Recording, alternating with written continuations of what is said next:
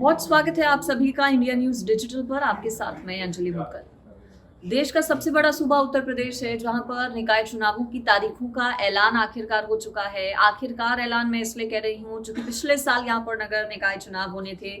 चूंकि आखिरी जो चुनाव थे नगर निकाय के वो साल 2017 में हुए थे, इस लिहाज से 2022 में निकाय चुनाव होने थे, लेकिन कुछ चीजों की वजह से ये निकाय चुनाव पिछले साल नहीं हो पाए और अब तारीखों का ऐलान हो चुका है। 2 अलग अलग चरणों में चुनाव होंगे और जो नतीजे हैं वो 13 मई को सामने होंगे। 4 और 11 मई को वोटिंग होगी और 13 तारीख को रिजल्ट होंगे। निकाय चुनाव के अलावा उत्तर प्रदेश में लोकसभा चुनावों की तैयारियां भी जोरों शोरों पर चल रही हैं। चाहे वो किसी भी राजनीतिक दल की बात करें, अपने अपने समीकरण साधने में सभी जुटे हुए हैं, अपने अपने तरीकों में बदलाव कर रहे हैं। उत्तर प्रदेश की राजनीति में देखिए, यूं तो कई अलग अलग फैक्टर्स होते हैं जिसके कई मायने होते हैं, जो कि अहमियत रखते हैं, महत्वपूर्ण होते हैं। अलग अलग वोट बैंक्स हैं और राजनीति उत्तर प्रदेश की अगर बात करें, चूंकि लोकसभा के चुनाव हैं, ऐसे में कहा जाता है कि दिल्ली का जो रास्ता है वो उत्तर प्रदेश से होकर गुजरता है, चूंकि देश का सबसे बड़ा राज्य है उत्तर प्रदेश। और ऐसे में लोकसभा चुनाव में भी पार्टियों का पूरा जोर रहता है, ना सिर्फ विधानसभा चुनावों में बल्कि लोकसभा चुनावों में भी।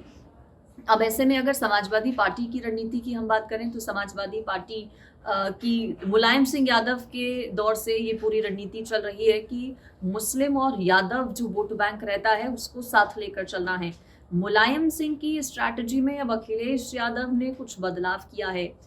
MY के साथ साथ D भी जोड़ रहे हैं अखिलेश यादव और इसी के साथ वो आगे बढ़ रहे हैं। मुस्लिम यादव के साथ साथ D यानी कि दलित भी अब ध्यान में रखकर अखिलेश यादव आगे बढ़ रहे हैं। एक बड़ा फैक्टर माना जाता है दलितों को उत्तर प्रदेश की राजनीति में। उत्तर प्रदेश की राजनीति में कुल 23% दलित वोट बैंक है और उस 23% दलित वोट बैंक को साधने के लिए पूरी कोशिशें मुलायम सिंह यादव कर रहे हैं।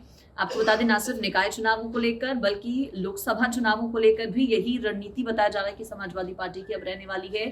MYD फैक्टर के साथ अखिलेश यादव आगे बढ़ रहे हैं। हालांकि देखना अब होगा कि कितना इसमें वो कामयाब हो पाते हैं। दलितों का वोट बैंक बताया जाता है उत्तर प्रदेश में शुरुआत से ही मायावती के साथ रहा है, लेकिन अब कोशिश MYD फैक्टर को साथ लेकर चलने की अखिलेश यादव की ये नहीं है कि मायावती को वो नुकसान पहुंचा सके दलित वोट बैंक अपनी तरफ लेकर, बल्कि उनकी कोशिश ये है कि चूंकि हमने पिछले कई अलग अलग चुनावों में देखा है, चाहे वो 2014 का लोकसभा चुनाव हो, 2017 का विधानसभा चुनाव हो उत्तर प्रदेश का, 19 का लोकसभा चुनाव हो या फिर 2022 का फिर से उत्तर प्रदेश का ही विधानसभा चुनाव हो, वोट बैंक जो है, जो समाजवादी पार्टी और BSP के साथ हुआ करता था, वो बहुत हद तक खिसक कर अब BJP के साथ आ गया है।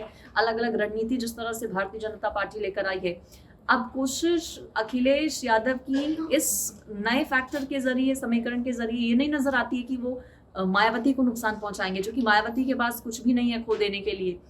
कोशिश उनकी ये है कि सेंधमारी की जा सके BJP के वोट बैंक में।